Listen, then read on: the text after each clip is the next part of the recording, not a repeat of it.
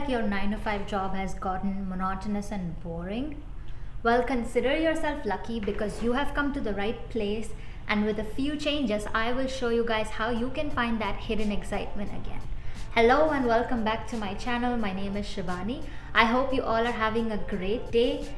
I don't work a 9 to 5, I work an 8 to 5. I think that 1 hour is for lunch, you guys. They should be calling it 9 to 6. I don't know why they say 9 to 5. Anyways, moving on. Tip number 1 is to act like the most important person in the room. This has got to do with your behavior and attitude. You are going to wake up tomorrow morning and listen to your favorite song, sing out loud or dance for 2 minutes, and then you're going to say to yourself, I am going to have the most productive day and I'm going to get so much done.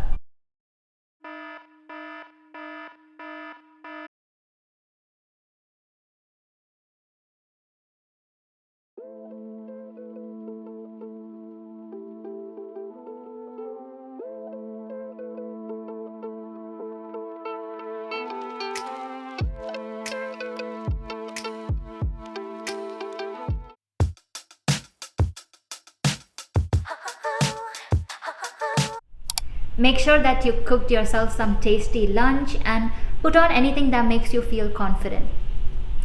Head out to your workplace, and when you enter, you're going to put a big smile on your face and you're going to greet the people around you a good morning, a happy Friday, whatever you want to say. Also mention their name because a person loves hearing their name. That is the sweetest sound to somebody's ears. Now, why should you do this? Why can't you just go to your seat or your desk and sit quietly, remain unnoticed? Well, when I started doing this, I saw such a huge difference.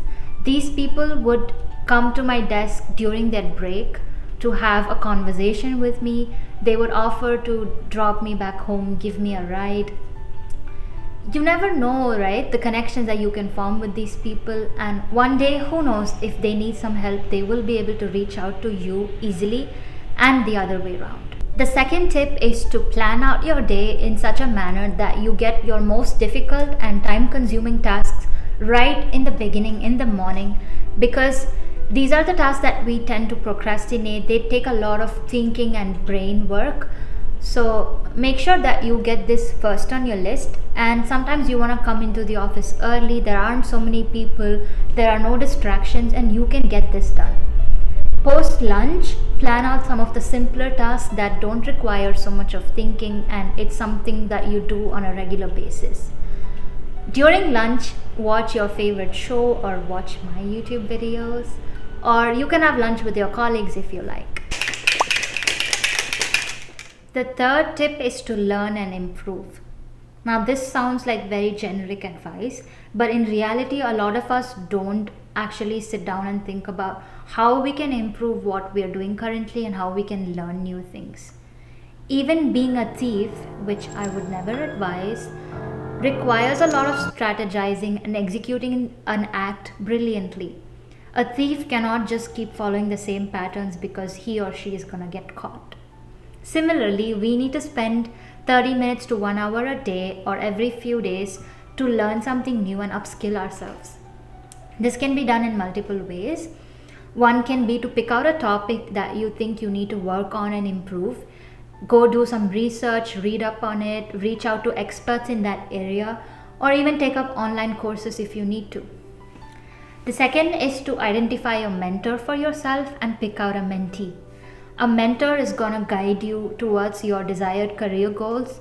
He or she would give you some tasks to work on and help you upskill yourself.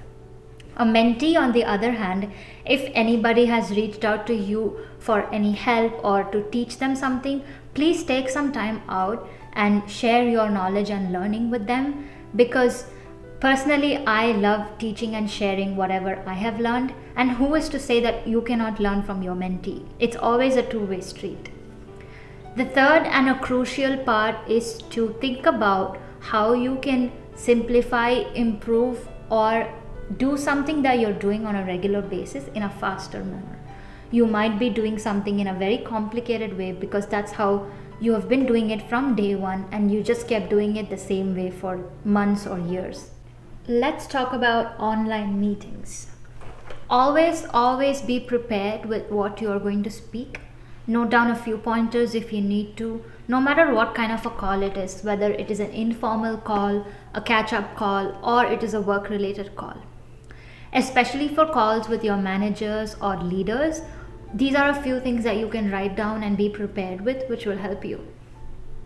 Firstly, note down some of the interesting things that you've been working on, some of the things that have been going well, some areas of improvement, and your ideas on how to improve.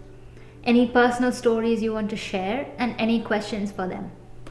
This way, you're going to be prepared for any kind of question or any kind of situation, and you're going to come off more confident and put together. Another thing with calls is when you get on a call with somebody, especially on one-on-one calls, start your first 2 to 3 minutes asking them how they're doing, ask them about their health or how their weekend was, about their family, whatever is appropriate from a previous conversation you had with them. And don't just say hi, hello, address them with their name. This is crucial to forming a connection. Hi, my name is Shivani. How are you doing? Now, how difficult was it to do that? It actually is not. And a lot of people like it when somebody reaches out to them and talks to them. They're just happy to know that somebody took out the time and they have interest in finding out who you are or getting to know you. Next time you're in office, don't hesitate to go up to somebody's desk and start a conversation with them. Introduce yourself and pick out a topic that you think interests them based on your observation of them. For example, there's this girl in my office who drinks a protein shake every day. So I went up to her and I asked her about her workout routine, how many days a week does she work out, what time of the day she works out, and this is how we started talking. I know as an introvert it can be difficult to start conversations with people, but trust me, you're doing this for your own good. And what is the worst thing that can happen? You run out of something to talk about, then you're just gonna say, have a nice day and get back to your seat and start working. It's that simple. Nobody's gonna judge you, they're actually going to appreciate it. A personal example that I can give here is when I saw my global HR in the office for the first time. We had spoken over the phone or exchanged emails before, but this was the first time I was seeing her face to face. I actually went into her cabin in her office. I introduced myself and I told her that I'm Shivani. I've joined 3 months back and I'm in this position and blah blah blah.